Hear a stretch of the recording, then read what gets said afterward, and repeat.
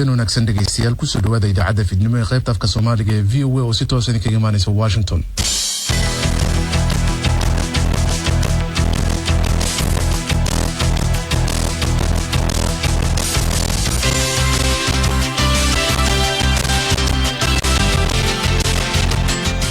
fiidnimo isniina taariikhduna ay tahay 25 bisha January sanadka 2021 waxaad naga dhageysanaysaan moojada gaagaaban 16 iyo 19 mitirban iyo waliba bogga voasomali.com dhageystayaal haatan saacada Afrikada bari waxa ay tilmaamaysaa 7 fiidnimo idaacadana waxay halkan si wada jireed kala socodsiin doona Jamaal Axmed Cismaan iyo aniga Cabdixakiin Maxamuud Shirwa.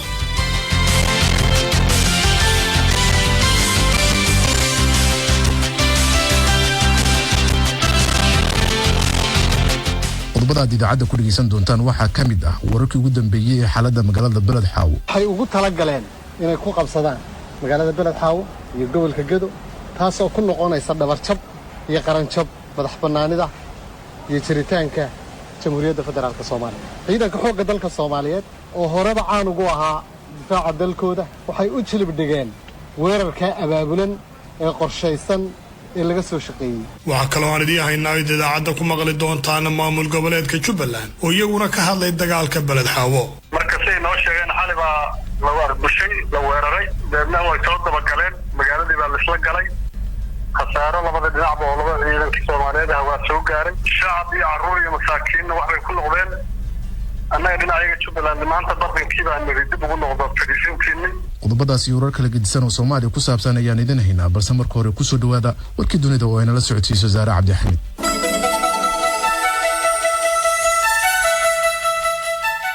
wararka ka imaanaya magaalada Beled Xaawo ee gobolka Gedo ayaa waxa ay sheegayaan in halkaasi uu xalay iyo saakaba ay ka dhaceen dagaalo culus. dawladda Soomaaliya ayaa sheegtay in Beled Xaawo ay soo weerareen jabhad fallaaga ah oo ay soo hubaysay ayay yiraahdeen dawladda Kenya.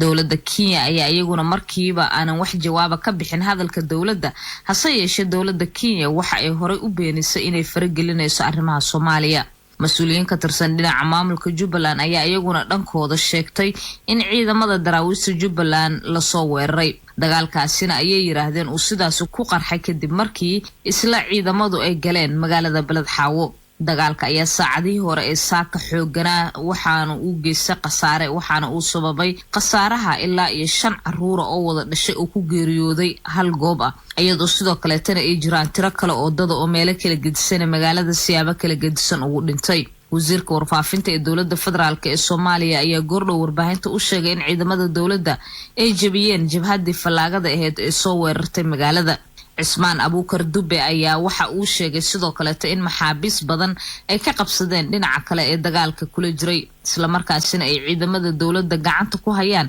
magaalada Beled Xaawo. dhinaca kalena wasaaradda arrimaha dibadda ee Kenya ayaa qoraal ay u dirtay midowga Afrika ku sheegtay in dagaalkan uu u muuqdo inuu u dhaxeeyo ciidamada dawladda federaalka Soomaaliya iyo kuwa Jubbaland. Kenya ayaa intaas ku dartay inay walaaceedu ugu weyn uu yahay in dagaalkaasi uu dhaliyo barakac dadka shacabka uu horseedi karo qaxooti badan oo magangaliyo ku soo gala ayay yiraahdeen Kenya.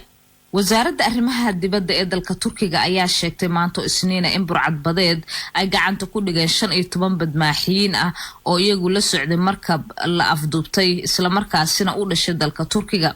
qof u dhashay Azerbaijan oo ahaan badmaaxe ayaa la sheegay in weerarkaasi hubaysan ee lala fulay markabkaasi uu ku dhintay. markabka waxa uu ku socday Cape Town waxa uu ka yimid Lagos waxaana lagu afduubtay 15 nuquusayaal Turkish ah. weli ma aanan helin ayay yiraahdeen dawladda Turkiga wax warcad ah oo ka yimid burcad badeedaasi. sidaas waxa yiri wasiirka arrimaha dibadda. Turkiga ayaa sheegay inay xiriir la leeyihiin ku saleysan arrimaha markabkaasi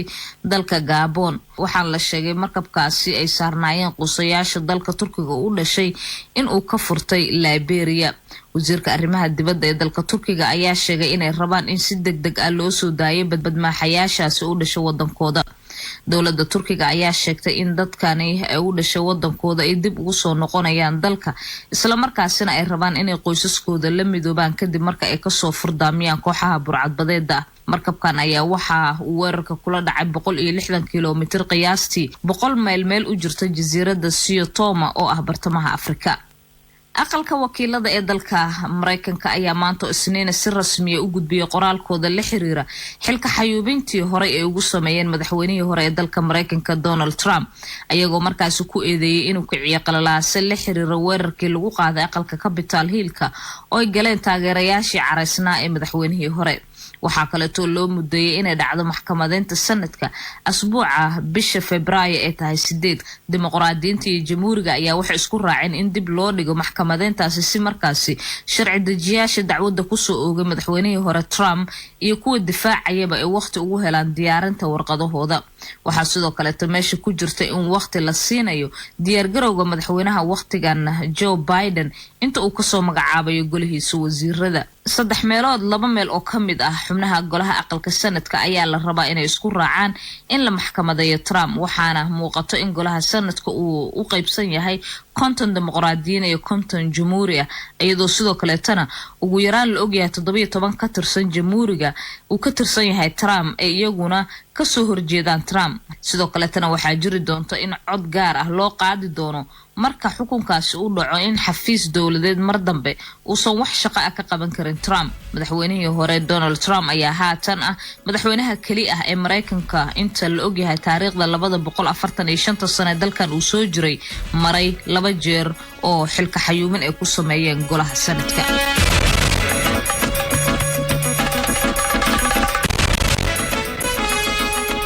aad iyo aad ayuu mahadsantahay Saare Cabdi Axmed oo warkii dunidayna la socodsiinaysa xaaladda magaalada Baladxaawo ayaa degan halkaas oo ay xalay ilaa saaka ku dagaalamayeen ciidamo kala taabacsan dawladda federaalka iyo kuwa maamulka Jubbaland dadka deegaanka ayaa sheegay inuu jiro khasaare dhimasho rayid ka soo gaaray oo gaaraya ku dhawaad 20 qof inkastoo aan maamuladu si rasmi ah u xaqiijin khasaarahaasi Jamaal Axmed Cismaan ayaa khadka telefoonka Baladxaawo ku wareystay Cabdirasaaq Maxamed Kadoodishi oo kamid ah odayaasha degmada ku dhaqan waxaana uu weydiiyay xaaladda magaalada Baladxaawo dagaalku xalay saddex kaamiraad oo bilowday gudaha oo awgeeyo hormuud iyo ciidan baa soo galay oo tawqiyada kuway oo ka dagaalamay ilaa xalay ilaa 3 saac oo maanta dagaalka xooggiisana uu ka dhacay koonfurta Baladxaawo dhanka buurta Tufeedka hore lagu yaqaanay laakiin hadda loo yaqaano Go'ahay marka dagaalka uu u dhaxeeyay yaasa soo qaaday dagaalku wuxuu dhexay Jubbaland oo dhanka gudaha ka soo duulay ciidanka federaalka Soomaaliya dowladda Baladxaawo khasaaraha ilaa hadda ka dhashay dagaalka maxay nooga sheegi karaysaa khasaarada anaga ciidamada dagaalamaya magaalada dadka aad u tuuranay inta dagaalamay xuduudaha beenaadka dadka shacabka laakiin aad u dhamaaday ilaa 18 qof la gaarsiinaya milkiilaha ilaa hadda meelaha laga soo qofaya inta tiro ka badan yihiin waa u malaynayna hadda aad ila hadlayso xaaladdu waa sidee oo degantahay ilaa 6 saac xaaladdu way deganeed laakiin dagaalku ilaa xalay ilaa saaka xoogii soo bilowday halkan xaaladdu way degantahay hadda waxa bad oo dhacayso ma lahan dadku milku soo yihiin oo ilaa xalay dadku degantahay oo dadku guriyooda xalay ayagu ku jira oo dagaalku ku bilowday xuduudkooda waxay soo tirsan oo labada magaalo waa isku xaafad camal dadka ciidamada dowladda dowladda gudaha magaalada goobaha furma ka soo laabanayo ayaga u baa magaalada marshaaleynayo laakiin xaaladda hadda way degan tahay dadka baa hadda goobaha qabuuraan baa lagu tuuray marka magaalada hadda ciidanka jooga waa kuwa Jubbaland baa jooga ma kuwa dowladda federaalka jooga ciidanka magaalada jooga sharaxaad naga sii ciidamada dowladda jooga hadda magaalada Jubbaland waxa uu dambeeyay ciidanka ilaa shayga iyo barmeelaha laga saaray way ka baxeen waxaana waa la qabtaa dowladda ku hadla markii dareenka dadku waa sidee hadda mar haddii dagaal uu ka dhacayo xoogiisu aad sheegayso inta inuu leg yahay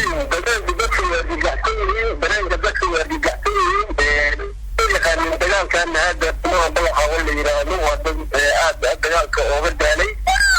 muddo hal sanaana dagaalkan wuxuu noqonayay hadda ka horna dagaalka ooga dhacay inta toddobaadyadan hadda ugu dambeysay dadku way argagaxsanayeen oo maanta la soo galayeen sida dagaal ma hayay ciidamada qalab iyo waxa uu la soo dhigay arkayeen si kastaba ha noqotee dadku hadda guryaha xalalka u galeen مدينة الجريئة عن كتيران مجالات سيالية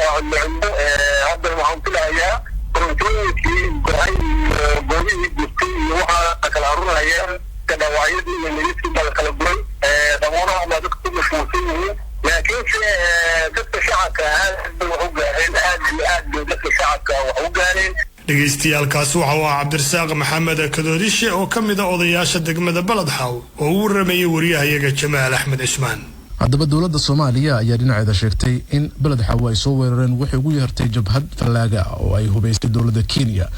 wasiirka warfaafinta dowladda Soomaaliya Cismaan Abuukar Dubbe ayaa sheegay in ciidanka dowladdu ay qabteen ku dhawaad 100 maxbuus oo dagaalka.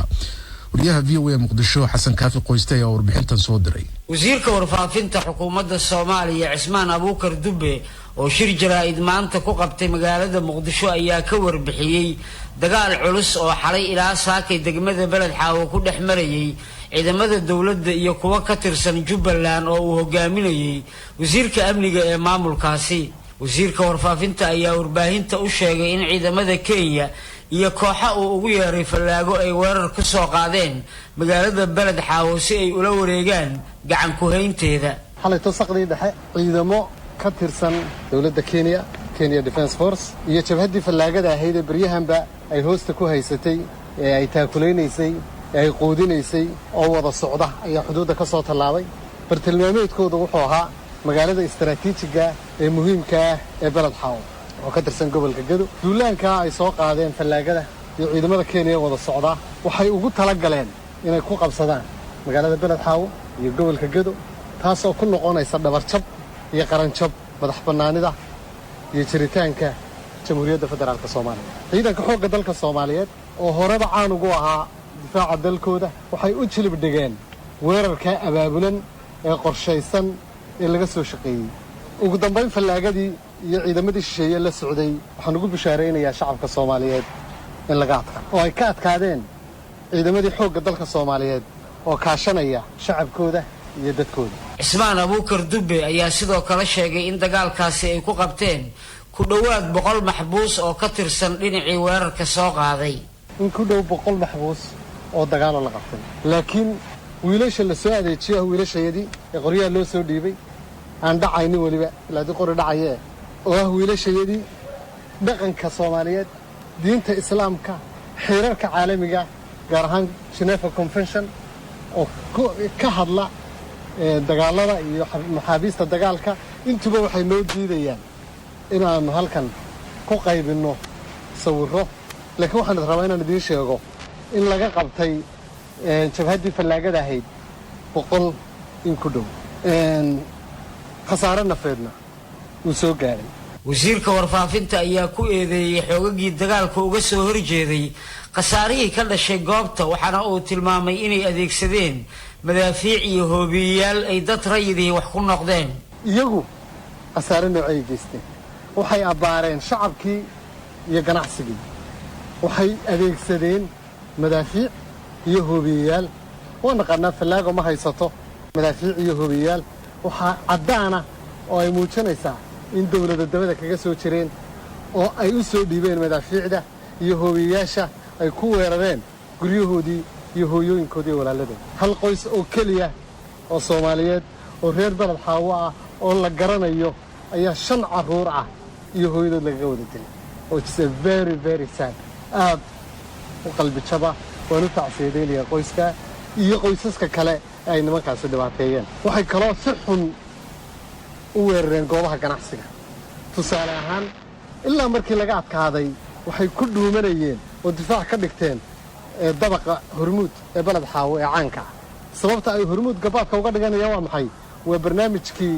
dawladda Kenya ee ahaa ganacsi la dagaalanka waliba khaasahan shirkadaheena waaweyn ee Hormuud iyo Samtal ay in badan kula dagaalamayeen. in Hormuud la burburiyo maaha wax ka yimi aqliga wiilasha. waxay doonayeen in lagu dagaalamo oo ay shirkadu burburto oo aanay shaqaynin ay doonayeen. dhanka kale wasiirka warfaafinta ayaa sheegay inay ka hortageen hub iyo rasaas sida uu sheegay la soo gelin rabay gudaha dalka Soomaaliya. ilaa shalay waxa ogeydeen oo iyadu dawladdu ay fashilisay hub culus oo fara badan oo la rabay in dalka la soo geliyo sidaan musaakaba warfaafinta ku soo saaray. waxa soo dhamay waxay muujinayaan Soomaaliya isanda attack Soomaaliya lagu soo duulay ayay muujinaysaa laakiin ciidamadeena shacabkeena iyo dawladdeennaba waxay heegan u yihiin inay ka hortagaan xasan kaafi qoyste VOA Muqdisho dhinaca kalena wasaaradda arrimaha dibadda ee Kenya ayaa qoraal ay u dirtay gudoomiyaha midowga Afrika ku sheegtay inay aad uga walaacsan tahay dagaalka ka soo cusboonaaday xuduudda gaar ahaan magaalada Balad Xaawo ee gobolka Gedo waxaana Kenya sheegtay in dagaalku uu muuqdo inuu u dhaxeeyo ciidamada dawladda federaalka ee Soomaaliya iyo waliba kuwa maamulka Jubbaland Kenya ayaa intaasi ku dartay in walaaceeda ugu weyn uu yahay in dagaalku uu dhaliyo barakaca dadka shacabka uuna horseeda qaxoonti badan oo magangeliya doon ah oo soo gala Kenya oo aan qoraalkan kaga jawaabin eedaynta dawladda Soomaaliya ee ah inay soo abaabushay jabhad fallaaga ah ayaa ku baaqday in dagaalka degdeg loo joojiyo maamulka Jubbaland ayaa isaguna dhinaciisa ka hadlay dagaalka ka dhacay Balad Xaawo madaxweyne ku-xigeenka Jubbaland Maxamuud Sayid Aadan oo wareysi siiyay wariyahayaga Aadan Maxamed Salaad ayaa sidaan uga hadlay dagaalka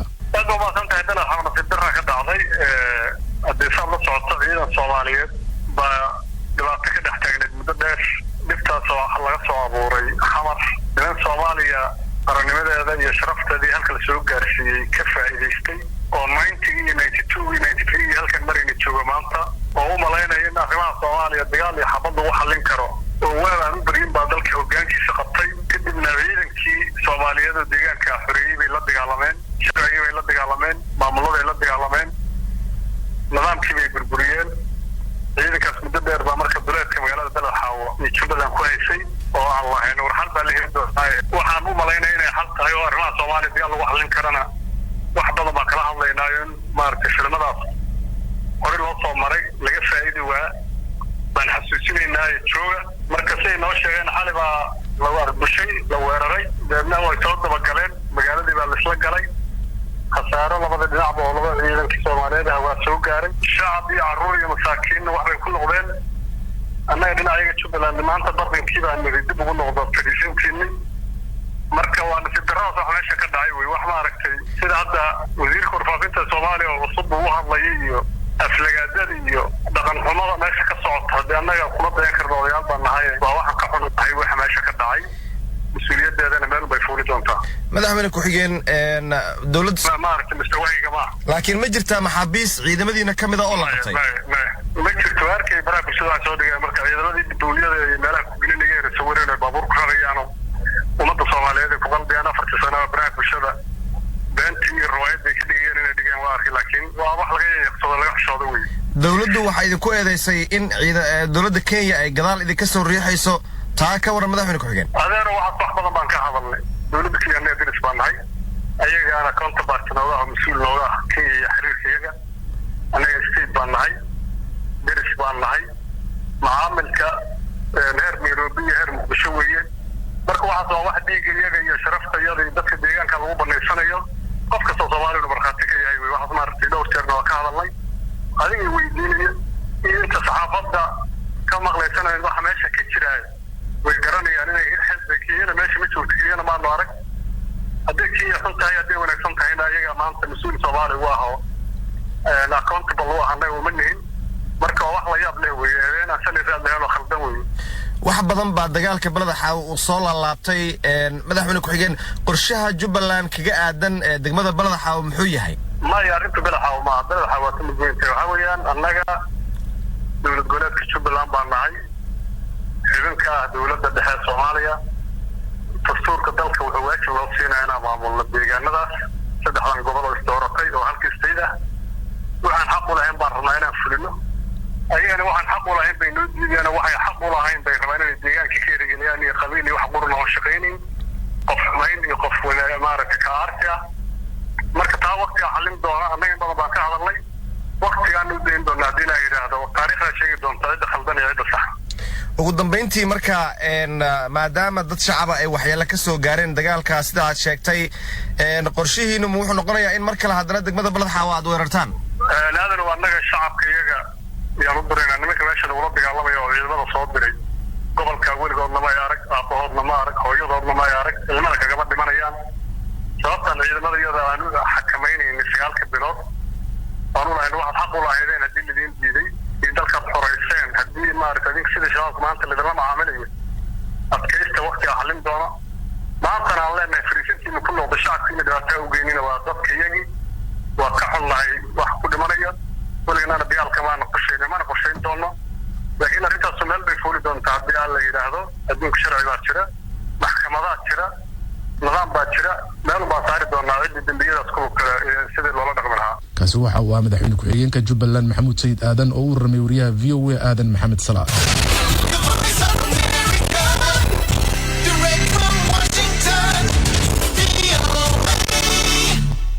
haatana dhegaystayaal ku soo dhawaada xubintii elayska VOA waxaa soo diyaariyay soona jeedinaya Maxamed Colaal Xasan.